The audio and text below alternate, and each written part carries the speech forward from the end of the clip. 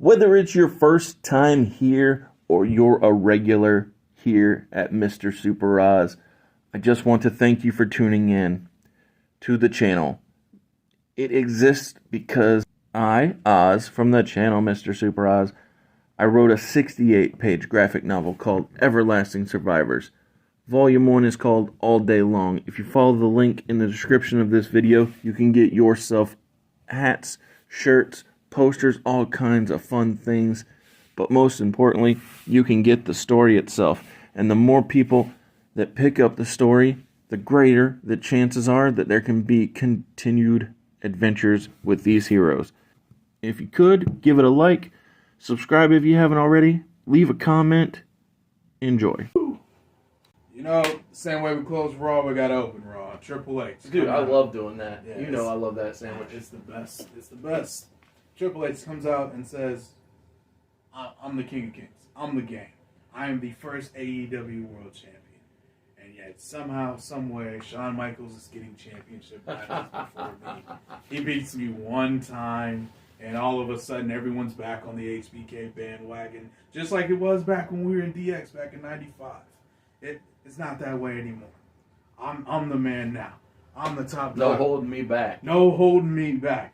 I'm going to get what's coming to me. And as soon as he says that, there's a chair that flies in from out of frame. He catches it and then gets a Van Daminator in the face. Oh, that's beautiful. Yeah, I was listening to Wrestling with Brett earlier, and Brian said, just like you never try to give Billy Kidman a powerbomb, you never try to use a chair against Rob Van Dam. No, it just doesn't work. You can't do those things. It literally goes wrong every time. But yeah, so the good old Van Daminator. Triple H is out cold in the middle of the ring. Rob Van Dam's like, yeah, I know you saw all of us watching you last week, man. We were enjoying that match, and you ruined it, not only for the boys in the back, but for each and every one of these people.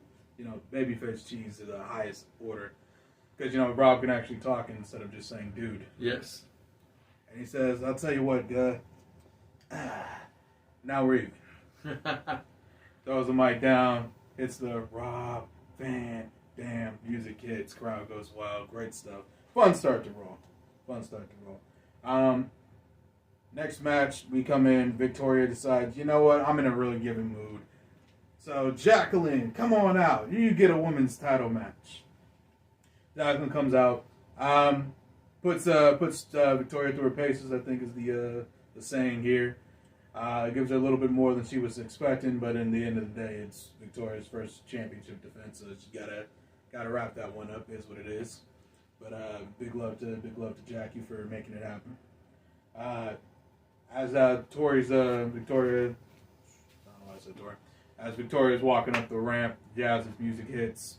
She eyes her down on the rampway as she goes to her match, and says, "Wow, that was real cute. I'm glad that the baby champ thinks she's special. I'll tell you what, since we're doing open challenges tonight, anyone can come out. I don't give a damn who it is. Come get this work." And this is where we get a debuting Nydia. Yay! Symmetry. So of course everyone's like, wait a minute, she's a SmackDown superstar. Yeah, she was just on their pay-per-view last night. Yes. So obviously JR is in the know. Actually, you know what? Screw that. Ace reporter Hurricane Helms slides into the commentary desk and says, yes, I actually have the inside scoop on this one. So it turns out Nydia wanted out of SmackDown. She was sick and tired of hanging out with Jamie Noble. So she wanted out. And she went to Stephanie and she said, I don't care how you do it. I don't care what you got to do for it. Talk to Mick. Make it happen. Get me on Raw. And Stephanie, being the loving GM that she is, said, okay, I'll make it happen. And so the trade was set.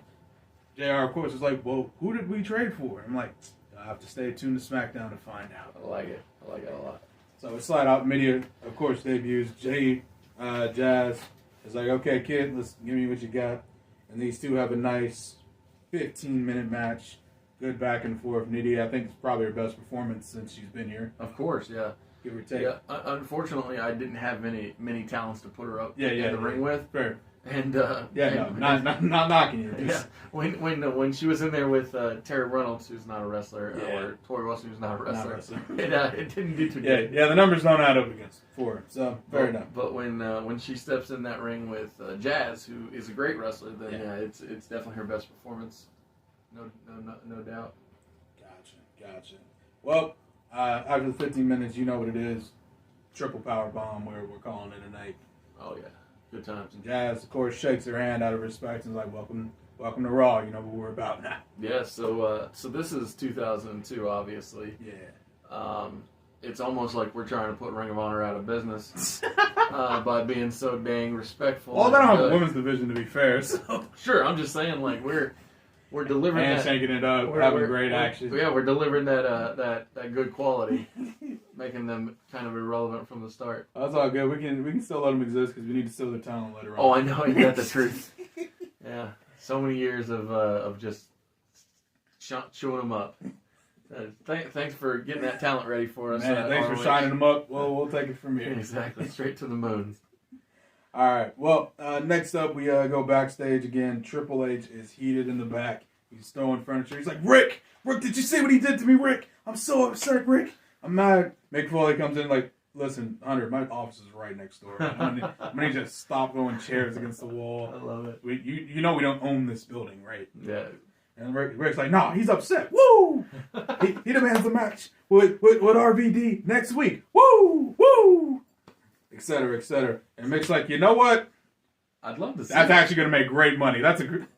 I'll actually let that one slide, Rick. Absolutely. Let's make it happen. So, and I love that you're booking Rick in this segment because I actually have him next episode doing promo work on SmackDown, Excellent. and so it's just good Didn't to even talk about it. It's good to have his presence known He does exist. throughout. Yeah. We got to make sure he has a job, even though he's the president. Yes. Technically, we all knew that. Well, and the best part is that no matter that he has a job that should keep him above it all, he's always out there with He's his always boy. in the nitty and the gritty. Yes. And then finally, we close out the night with Raven's Poison, as I like to dub it. And Raven comes out with Steven Richards. Obviously, he's cocky. Let's be honest. It's Raven. He's feeling himself. He's sitting in the corner like, it doesn't matter who my opponent is. I'm gonna take care of business tonight, knock him out of the park, and then 2 weeks you'll see me as your new hardcore hero. And then this is when, of course, Kurt and Stacy come out. And Kurt is about to say something, and Stacy's like, no. You've been ignoring me for the last 2 weeks, so I'm going to speak. Kurt, giving her respect, backs off and says, you do your thing, girl. So, I know Mick gave the stipulation that Kurt is supposed to pick your opponent, but knowing Kurt, he would have just picked himself. So, I asked Mick, and he agreed it was a better idea if I picked your opponent tonight.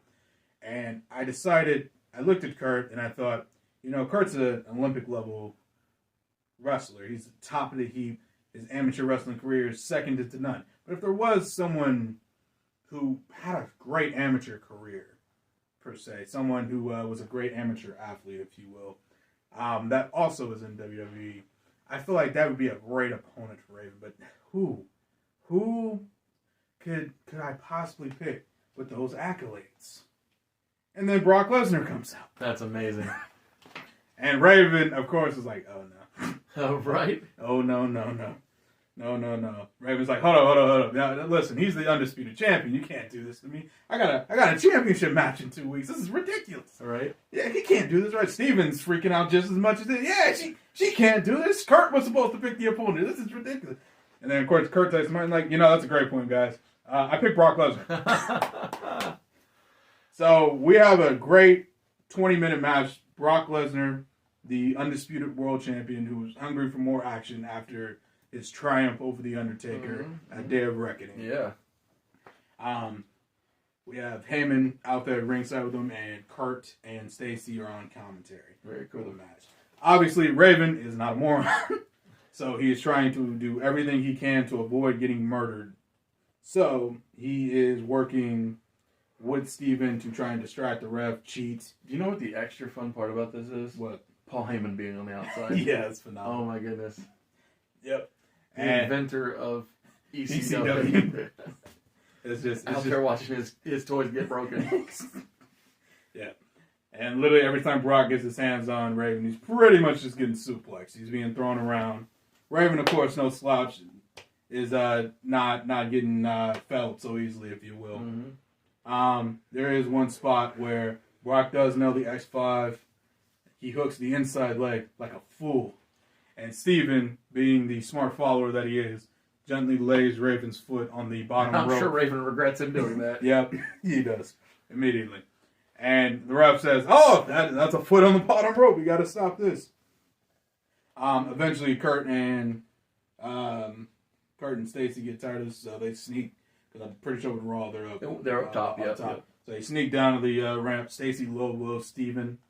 And then while the ref is distracted with all the chaos outside the ring, Kurt sneaks in, catches Raven in a German suplex, launches him overhead, lands perfectly on his shoulders, rolls through, and then Brock picks him up and drops him with another F5 for the 1, 2, 3.